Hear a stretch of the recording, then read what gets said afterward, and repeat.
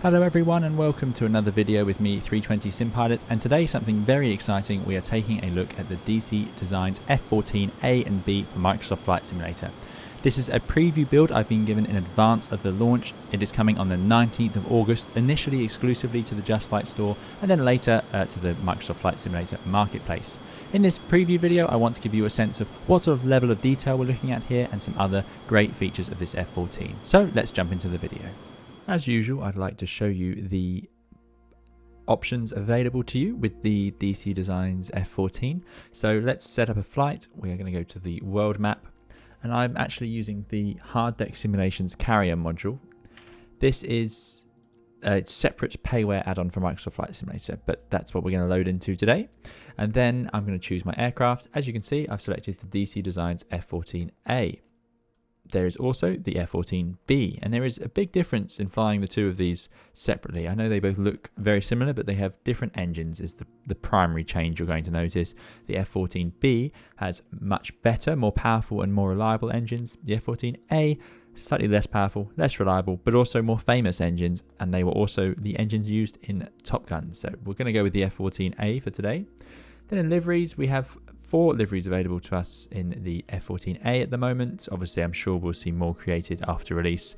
I'm going to go with the 84th Fighter Squadron. I absolutely love the Jolly Roger style flag on the tail. Pretty sure I had a kit of an F-14 I made using that as well when I was younger.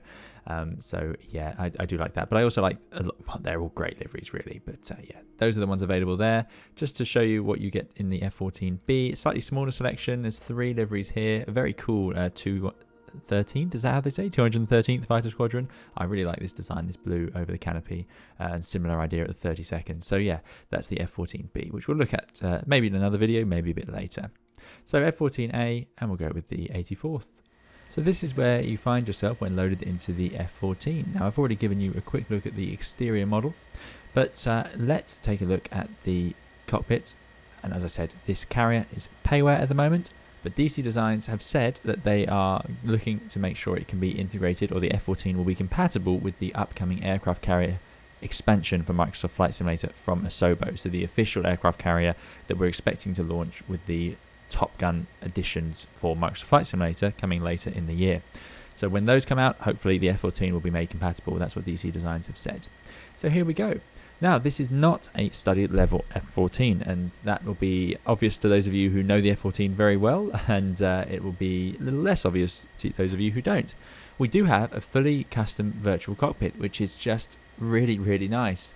Now, I'm not an F-14 expert at all, but I have spent some time flying it on the channel, although those of you who've seen me do that will know I'm definitely not, like I say, an expert. But this does give the visual representation of being in an F-14. It's got that same white paneling behind the back of the instruments, which I really like. It's got everything, or a lot of things I should say, in the right place, which is nice to see. We've got some very F-14 specific things like a tail hook switch, which does work. So if I put that down, we look outside, now our tail hook is down, which is really nice. So that's dead easy to use, and everything of course is clickable in the sense that you know every switch that you want to use you can just click on in the cockpit, which makes a change from having to have a whole HOTAS setup. For those of you wondering, I do fly the Heatblur F-14 in Digital Combat Simulator. Now that is a very high fidelity aircraft, and that is at a different level. It's a lot more expensive, and it requires a lot of study to get it working, whereas this one is not set up like that. But I'm also, for this one, in Microsoft Flight Simulator, for the DC Designs, I'm using not a HOTAS, I'm using my TCA joystick and Airbus officer pack. The reason I'm doing that is I'm figuring most of you guys who are going to be flying this in Microsoft Flight Simulator will probably be using your sort of civilian style joysticks, like I would expect, and you won't be going out to purchase a whole setup just for it. So I'm trying to see how compatible it is with that. Then we've got things like the airspeed displayed in the right place, vertical speed indicator, radar altitude shown here. So these gauges all look really nice. I'm really pleased with them. There are a few things missing. Down here we've got the liquid oxygen and the clock, but there should be a G meter, I believe. But again, I'm not an expert. We've got the backup artificial horizon over here, another vertical speed indicator. Unless that's the G meter, maybe that's in a different place. We'll find out when we get going.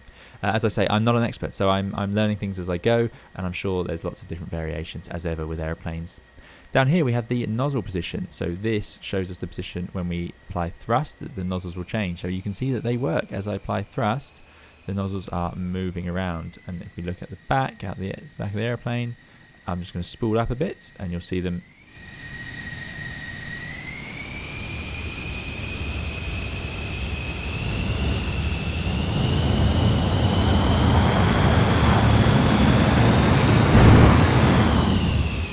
I've just adjusted the time of day to get some a bit better lighting in the cockpit for us. Great, so there's the movable nozzles. Here's our RPM, I think that's turbine inlet temperature and the fuel flow. So you can see these all move around as you'd expect. Slightly different style gauges to what I'm used to in the in DCS, but again, no idea which one's 100% accurate if there is such a thing.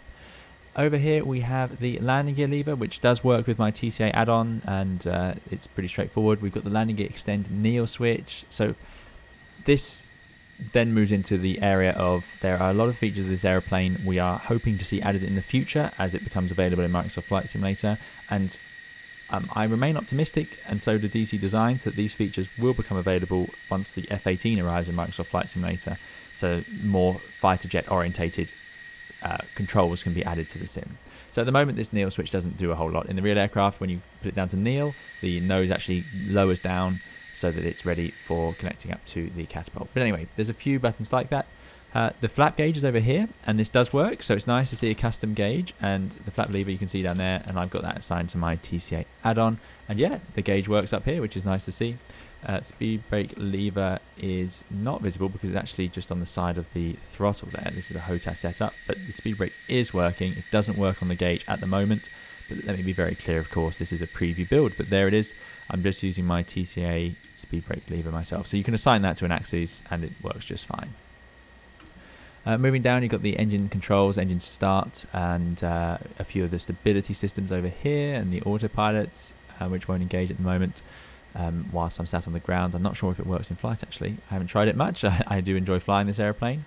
We have a cautions warning panel, which does work, which is nice. So you've got some roll stabilizers that aren't engaged at the moment. The park brake is on at the moment. I can turn it off and on, so that does work, which is nice.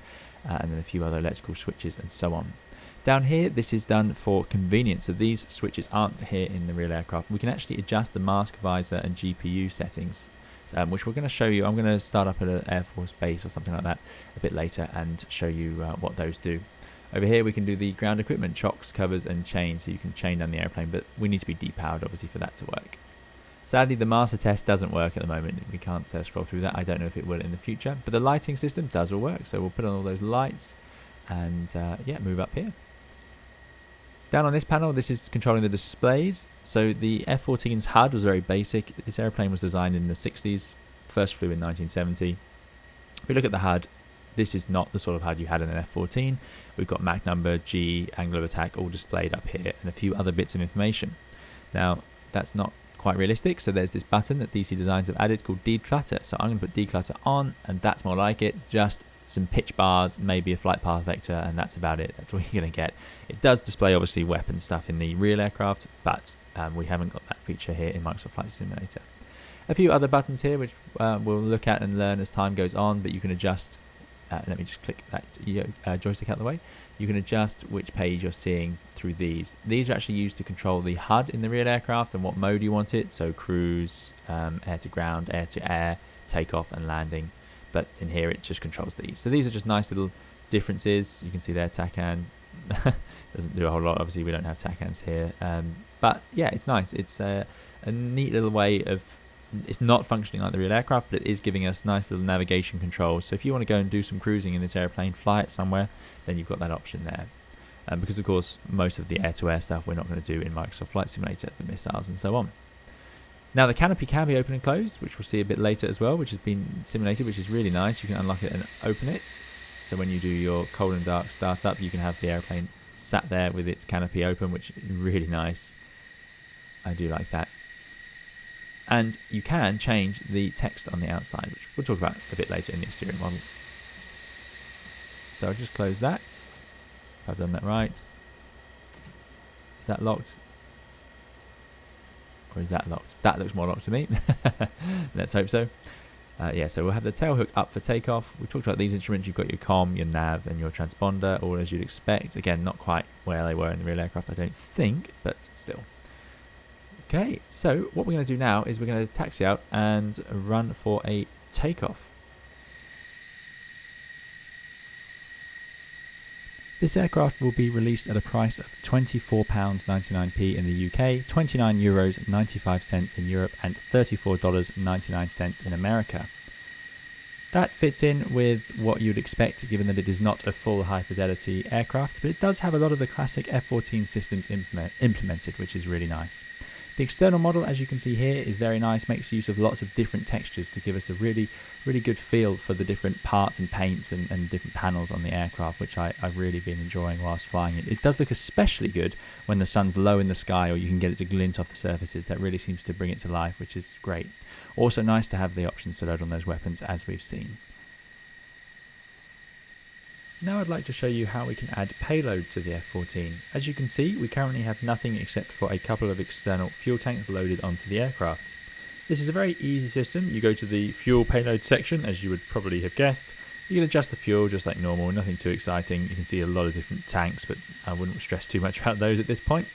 In the payload, we can now load in the missiles that we want. Now you can just move this slider, and you'll notice that as I move it forwards all the way up, you can see on the aircraft, there they are. So it's that easy. If you just want to just move the slider, you'll get the weapons. So these are the Phoenix missiles, which are very famous. They're Mach 5, and the Tomcat was the only aircraft that could carry them due to their massive weight. They are really amazing things. Then we've loaded on some air-to-air sort of style missiles. I'm not entirely sure of all of them. But that is the easy way. Just make sure you're still within the maximum takeoff weight and so on over here, but there is a landing weight limit as well. But you'll notice that by moving that slider up, actually I've got too much weight. So the AIM 54 should be 510 pounds, and it's showing up as 1500. So the best way to do this would be to get it back to where it was, which was somewhere there, just with the pilot. Oh no, it just loads them more evenly. So yeah, so we'll just put in a little bit of weight for the pilot and Rio, and you can actually see them disappear out the cockpit if you load it to a light. And then what you can do is just type in the exact weight for the missile, and then it will load it onto the aircraft. So that's quite good to have. It's yeah, you can just type in and it tells you 190 pounds and it will load on the A9. So I've pressed reset now, so you can just press reset and it loads up at the correct weight. So 175 pounds for the pilot and Rio. And now if we just want to load on one A9, 190 pounds, I can just type it over here, 190 pounds. And there, oh, I've got the wrong one. It's on the wrong side. That's the only problem, just making sure you know where it's going to appear if you want it. So you can have a sort of a lighter setup. There you go, there's a missile loaded there. So, and you can select which missiles you want. Before we taxi the Tomcat, we're going to sweep the wings back. You can see here it has a very large wingspan with them unfolded. This is the position for takeoff, but for manoeuvring around the aircraft carrier deck, we want them swept back. To do that, I'm going to jump into the cockpit, and this is great to have modelled. On the rear aircraft, I understand the wing sweep controls are on the HOTAS system, so on the throttles. Not 100% certain of that, but I'm going to go to the manual control. So by lifting that up, it swaps to manual. This is the little gauge. This shows us the wing sweep angle and the automatic selected angle. So this arrow here shows us that automatically it wants 20 degrees sweep, i.e. the wings fully out, which is what it's got. But I'm going to put it into manual, and then I'm going to sweep it all the way back into oversweep. This way, there you go, clearly. So I believe in the heat blur F-14, this is the automatic gauge, and there's another slider showing you where it is, but this seems to show you where they actually are. Anyway, now they're in the oversweep position. We can't see them outside, and if we jump to our overhead view, there you go, they're swept right back, even in the way of those elevators, so you don't want to damage those. This isn't a position it can fly in. This is oversweep in the sense that it's just too far back, and it just helps maneuver the aircraft on the carrier. Good, so let's release that brake, which gets rid of that warning in front of us, and move forwards. I'm going to put that HUD into declutter. I prefer the slightly more basic Tomcat style. Now I'm going to use the Hard Deck Simulations aircraft carrier to launch. It has a little control module, so it's going to be set up for our takeoff very shortly. But yeah, very simple. So nice to have the wing sweep working as you would expect. Very twitchy nose wheel steering, which there I believe would be on the real aircraft, given that it has to be able to obviously be driven around. Oh, very twitchy, yeah. Driven around on the aircraft carrier. That's not great, but that might have to do. We'll see if that works. And I'll put the parking brake back on. Right, so brakes are set. let's get those wings out then. No good taking off in the swept position, so I'm just going to make sure I get the right thing, slide it into auto and click down, and then they go into auto and you see them moving forwards, and outside there come the wings. Now they're out, I'm going to put the flaps down, so there they go. You get the slats on the leading edge and the flaps on the back, of course, and they're indicated appropriately there. Got the airspeed indicator all working, great, everything's powered on, and if we take one last look outside, there we go. So in the real aircraft you would throttle up, and that heat shield should come up behind. It doesn't seem to work on this carrier. I hope when Asobo release their carrier we get a few things like that. But we're going to go to full power, full afterburner, jump into the flight deck, and then all we're going to have to do now is release the brakes and it should launch us. And away we go, up to about 150 knots, off the end, gear up. We'll go to 500 feet. Bit of sun coming off those mirrors, and the flaps up before we get too fast, otherwise it's very easy to overspeed the flaps, I found in the F-14. Now it is a manual aeroplane, it's not fly-by-wire, we need to trim and so on as appropriate.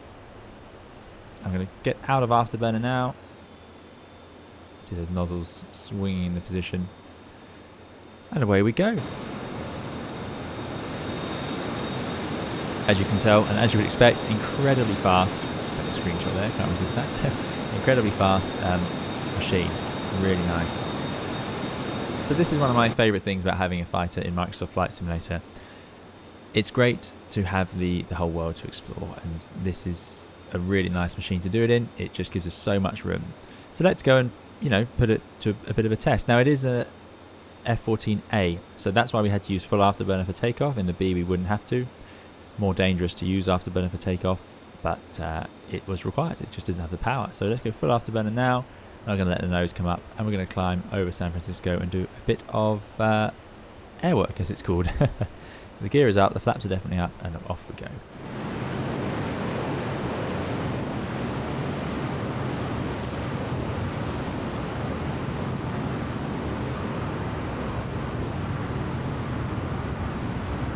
As you can see here, the wings have now swept back fully. They're in the automatic position. Oh no, there they go, fully. So they sweep back as you reach the higher speeds, and they fully sweep approaching Mach 1. So it takes quite a lot of speed before they finally sweep all the way back. You actually get a boom there, I believe, as we go through the sound barrier, which is a nice little detail. Something I haven't yet solved is I've got these 3 warning lights, and I can't seem to get the stability computers, which are over here, to engage in the way that keeps those lights off. But I think they might be telling me that they're engaged, actually. There we go. So we'll leave those on whilst we're not dogfighting. But yeah, there you go. So that's what those little lights are telling us. So we're climbing up and away now. We're already through 13,000 feet. And if we pull the nose up, we're going to find that we can just rocket away into the sky. It's underpowered for a fighter of its size, but it's not necessarily underpowered for an aircraft that we're used to on this channel, certainly. And away we go. And there's the whole world out there to explore like this. You'll notice the canopy has some custom scratches and so on, so instead of those swirls that we see a lot in Microsoft Flight Simulator aircraft, you might just see them there. Might not show up well in the video, but there are a few scratches that are a bit more, there you go, a bit more unique to the aircraft, which is nice to see. Those mirrors also do reflect things, so we have the sun reflecting in there, and if we roll upside down, you can see the sky and the clouds reflecting appropriately, which is again another nice addition to have the actual working mirrors. Whilst I get the aircraft to hopefully climb again, and we'll send it back up, we're going to climb up to about 30,000 feet. I will just show you sitting in the Rio seat. So all we have to do for that is to go to Cockpit, Pilot, Co-Pilot, and that pops you into the Rio seat. Now I can still fly the aircraft from here. This is not an official Rio seat. Most of these buttons don't seem to actually do anything, as you would expect, because most of these functions aren't going to be available probably ever in Microsoft Flight Simulator. You do get a nice navigation display, a few backup instruments, and a few buttons that do twist and turn, and you can press a few things, but I'm not sure if much of that is achieving much. But it is still quite fun to sort of get that view. I quite like the Rio seat. It gives you a nice sense of looking out. You feel like you're much further back, and it makes the airplane feel a lot bigger when you look out over the wings, especially in virtual reality. But there you go, that is available. But let's jump back into the pilot seat. I've now engaged the autopilot. Again, it doesn't work quite like I was expecting, but there we go. We've got autopilot engaged and out mode on. Let's put heady mode on as well. and it's turning. So you can see you can set this up to fly quite nicely using the automatics. So now it's going to turn around and it's holding about 29,300 feet. As the airplane slows down, those wings will eventually come forward. I'm out of afterburner now.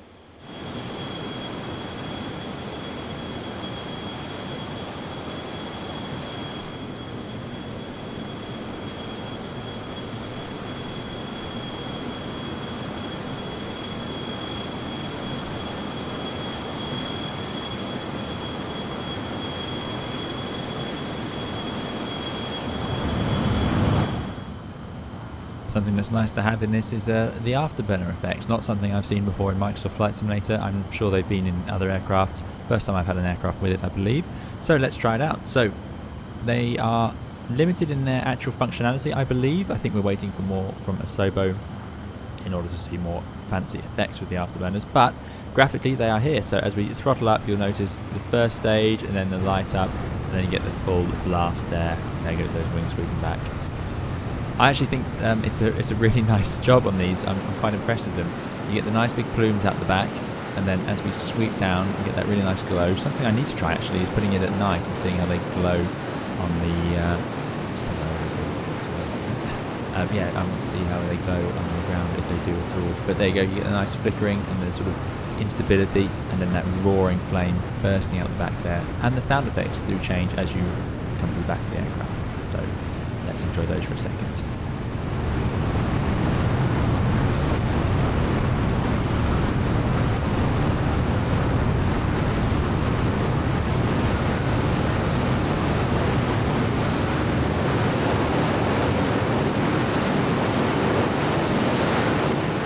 Lastly then, for this flight, I want to try out the upper airwork, and in particular I want to try spinning and stalling this aircraft. The Tomcat famous for its spinning.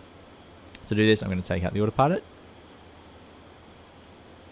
So that turns it off there, and if we look down here, the lights have gone, but the stability is still on. I'm going to see what happens if I leave the stability on actually. I'm going to throttle back to idle. Speed now is dropping. We are still doing supersonic though, we're Mach 1.2. Oh, that's one thing I want to show you actually. So let's accelerate again. So we'll go full afterburner, spin into a bit of a dive. So the F-14A, the original ones, had a little feature where you could see these vanes pop out at the leading edge. So we're going to accelerate in the dive, and they should pop out in the front of the leading edge here. And they were designed for stability at high Mach numbers. We're doing Mach 1.3. There we go. So they should now pop out. But I have a funny feeling I've left them off. So it's 1.4, so they should be out now. I think that is wings. There we go, auto, right. And hopefully there they come. So these pop out for extra stability. You didn't see them much towards the end, and they were actually, I believe, disabled on a lot of even F-14A aircraft. The F-14B aircraft didn't even have them. Most of the aircraft used by the United States Navy were F-14As. They had a lot of them, but yeah, they had these little vanes originally, which I think were often deactivated or just turned off because they were quite difficult to maintain and probably didn't seem to add much to the aircraft in flight. There you go, they are simulated, which is nice to see on the F-14A model.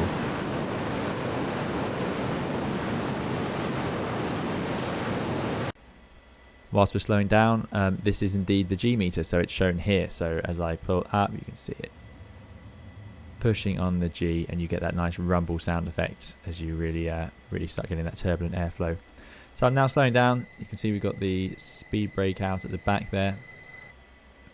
It has gone into direct lift control, which I don't think it automatically turns on in the real aircraft. I think you have to turn it on, but again, not sure. So what I want to do now is show that you can easily stall the engines and the aircraft. These engines are famous for this, and as we pass to 180 knots, I'm going to keep the nose up, and then I'm going to kick in a load of rudder. I'm expecting to spin the aircraft, and also we'll find one of the engines gets a compressor stall and probably shuts down. So there goes full left rudder, and then there you go, we're into the spin. And if the camera can stay still enough, you might have heard one of the engines, there you go, the number one engine has actually spooled down. We didn't get into a fully developed spin because I think the aileron is the easy way to do that in this aircraft. So now we are on a single engine, and just to show you that, there you go. And this was a known issue with the Tomcat, the original Tomcat design. So we can restart the engine, Right, I'm going to try again to do the spinning properly. So I'm going to turn off the stability computers, which gets rid of those lights down there. And we are going to get the speed right back. Going to put the speed brake out. See if we can convince it to go into a stall and a spin. We might lose one of the engines while we do this. And that is quite a predictable feature of these older or original F-14A engines. Keep going. You can see although the speed's washed back, our angle of attack isn't that high, and now we're getting there. Okay, right, let's give it a go. So we'll go full rudder, full back. There goes an engine compressor stall. And now that looks to me like an incipient spin, and there's the spin. And down we go, as you would expect. So it is great to see that modelled as a possibility. Those of you who've watched me fly in Digital Combat Simulator would have seen me spin several times, very easily done in the Tomcat. So there you go, and that's it recovered. But yeah, that's nice to see. Not all aircraft have that included straight away, and also to have the realism of that compressor stall. So now if I, there you go, just one engine running. In this clip, sadly the audio was unusable, but what I want to show you is the maneuver flaps. So when you are at high angle of attacks, i.e. typically lower airspeeds, but not necessarily, the flaps on the trailing edge of the wing and the slats pop out on the F-14 automatically, and that's been simulated with this add-on, which is really nice to see. You can see here that by having a slightly slower speed, because we're climbing at such a high angle, or having such a high angle of attack, those flaps are actually popped out on the wing, and as we lower the nose, eventually they will automatically, I've done nothing here, there they go, they pop in, and as the speed increases or the angle of attack reduces, the slats come in as well. Completely automatic. I've selected the flaps up for all of this, but yeah, that shows that that's been modelled, which is really nice. It seems to be more related on airspeed at the moment than actual angle of attack, but again, I'm not an expert on this. Okay then, in good faith, I'm going to give you a full or a terrible attempt at a case 1 carrier recovery. I'm not sure what that horn was. So we need to put those wings, they should be fully swept back for the start of this. So I'm just going to do that with the emergency handle. Again, I'm not entirely sure that's how you do it in the real aircraft. We should be about 1,000 feet, so we're too low, so let's climb up a bit. And about 300 knots, so a little bit slow. So we'll add some power. And there's the carrier. And we're actually a bit high now already. So we'll pass over heads. There we go. And then we're supposed to go into a pretty tight brake. So I'm going to bring the power back into the brake now, trying to keep us level whilst also clicking on this. Get the wings hopefully into auto, which works. That's good news. Let's put the speed, needs to keep coming back. Put the speed brake out. Keep the turn coming. It needs to be tight. Then we'll drop the gear, and we'll drop the flaps. There's the carrier, so that's fine. Way too high now. This is pretty bad. But we're just going to do a rough circuit to try and get a landing in. Don't want to go much slower than that at this point, so I'm going to start trimming out. There are lots of other features I'd like to try, including the automatic carrier landing and ILS and so on, but there's only so much time in a video. You can see the wing spoilers have popped up now. Let me just make it a bit quieter. The wing spoilers have popped up, so that's the direct lift control system working, which is great, although I haven't found a way to actually adjust the spoilers. In the real aircraft, you can move them up or down, and that way you don't have to change thrust settings so much. We do need to put the hook down. That's something I've totally forgotten, so there it goes. Hook's now out, nicely animated. And there we go, we're in the downwind. Got the speed brake out, direct lift control, flaps are down, hook's down. Now the carrier isn't moving because it's not really implemented properly yet, so it's just a case of extending this downwind a little bit, otherwise it'll be quite hard. We'll be very tight in on the carrier. So I think this is going to be a really interesting airplane. For those of you who've absolutely loved the Tomcat but haven't wanted to make the investment and time effort that goes into starting a new simulator like DCS, which is a very difficult simulator to start off with, I found anyway. It's great when you get into it, but it does take a bit of time and learning. If you're happy with Microsoft Flight Simulator, then this is going to be a really nice choice for people who are going to be wanting to get into the Tomcat. And just to experience this, like I say, it's great. The water effects are fantastic. Looking out at the wing and seeing your F-14 wing out there, just a joy. I'm clearly too high here. Let's sit up in our seat a bit and see if we can manage this. So again, I'm using the Hard Deck Simulations carrier module. This is not included with the F-14, so just do be aware of that you'll need to, if you want this full experience, you'll have to do that as well. Clearly too high. Power back. So this is where I would normally use more DLC. So I'd use that to bring those spoilers up a little bit more. However, that I haven't figured out how to do that yet, so maybe we'll find out later. Speed is, our angle of attack is too low, as evidenced with our little angle of attack indicator on the left, and that speed is too high. So let's get that right back. Get ourselves back in the groove. Okay, there we go. There's the green circle showing us we're on angle of attack. That's on the left of the HUD there, that yellow circle, so we're too fast. There we go. That's the speed we want to be at. Amazing the low speeds that this airplane can fly at.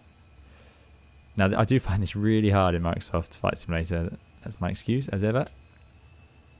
I don't want to go too much power, and we'll find that we just fly away from the runway too easily. So let's keep it coming down. There's no real flare. We just fly onto the deck. There's touchdown. Full power. Nope. There we go. We got caught.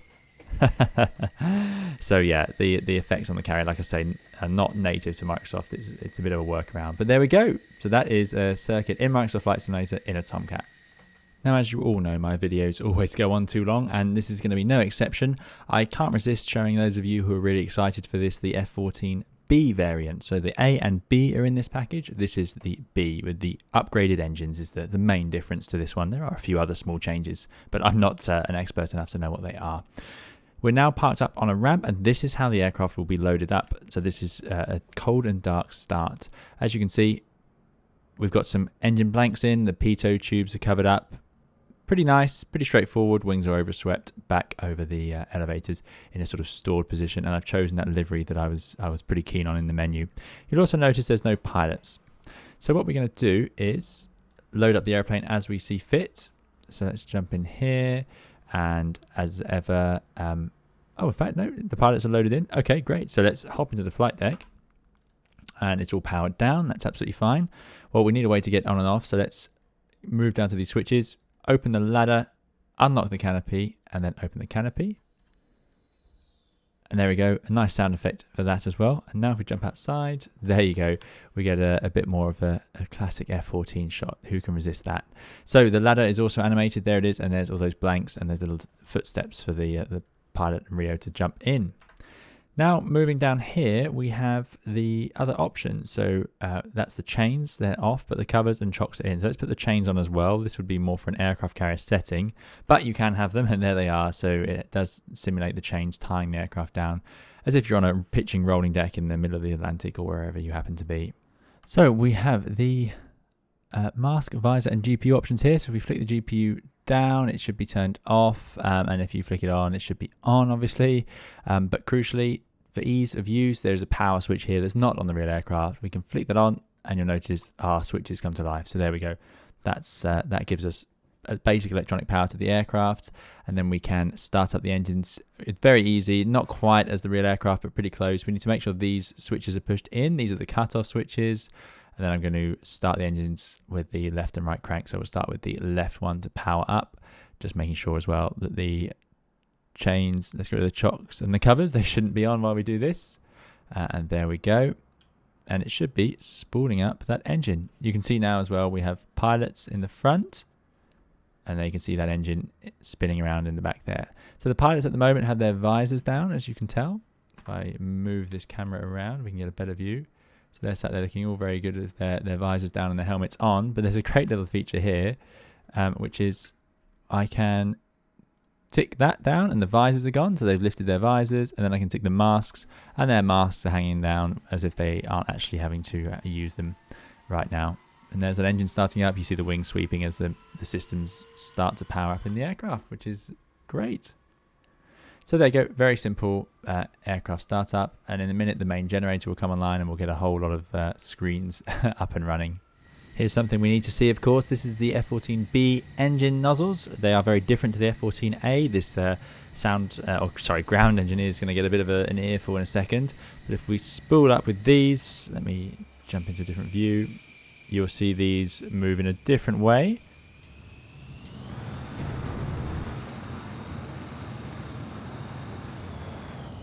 So there they are, modelled and adjusting accordingly. Certainly different to the A variant, which is again great to have featured. The sound effects are the same, but they are going to be updated to be different between the two variants in the release version, is my understanding. So now, of course, there's only one last thing we need to do. we're going to take off and then come around and buzz the tower here at, let me get the name of this airport right, I always get it wrong, Miramar. So we're going to obviously fulfill the dream of every F-14 pilot. So we're going to release that parking brake, there we go. For this one, it's the F-14B, so we will not use full afterburner. We've got more thrust in this one. So just there's afterburner, so we'll just go about there. That should be the full power that we need. And then we're going to accelerate the aircraft down the runway up to about 150 knots, which is approaching pretty quickly. We're pretty light today. We haven't got any weapons, as you saw. So we'll take it into the air. Positive climb. Let's get the gear up. Let's have a look at those animations for once. There we go. Gears coming up. Surprising, the initial climb rate can be quite slow, but let's get those flaps in now so we don't destroy those. When I say the initial climb rate slow, I'm certain that's just my technique being a little bit incorrect. And let's trim it out and get ready for a flyby. Now, of course, we've got to fly by with the wings swept right back. There's no good doing it in any other way. So I'm going to lower the nose now. The wings are in auto, but it's not going to sweep them unless we're going fast enough. As I said, the real aircraft has the manual sweep mode. I don't think you need to override it like this, but I'm going to. So let's not go to oversweep. Let's put it there. There they go. It is nice that it's modelled and we do actually have the ability to control them. We need to keep the speed up here or this could get a bit embarrassing. So I think at 400 knots we should be safe with swept wings. There's a glare coming off those mirrors. Really nice. Look at that. Absolutely gorgeous. So this is going to be a much better plane to present to the tower. I'm going to bring it back around. Amazing the ground you cover, and amazing that Microsoft Flight Simulator seems to keep up. I'm very, very pleased with it. It looks absolutely stunning at this time of day. So yeah, that's unbelievable actually how good the scenery is looking here. I can't believe we get to do this. So I'm going to bring it back round and then we're going to go and buzz that tower. Right, heading in now. Tower's just on the left there. I've obviously got to keep the airplane presented properly so it looks as cool as possible. Squeeze it round. Oh, that's too far. That's going to be too far. Let's try that again. Okay, so this feels better. So there's the runways. Currently doing about 400 knots. We don't need to go any faster than that. And there's the tower. Let's give it a bit of a better buzz than that last one. I think I managed to sweep the wings a little bit more as well. How fast is that? 430. Plenty fast. So hopefully the general's having their coffee. And then we just present the aircraft as we roar by. Very good. Afterburner our way out of that. And up we go. Very powerful, the F-14B. It had no trouble. It was not underpowered at all. And that seems to be represented quite nicely by this this add-on. Absolutely storming away there. Glorious. Love it.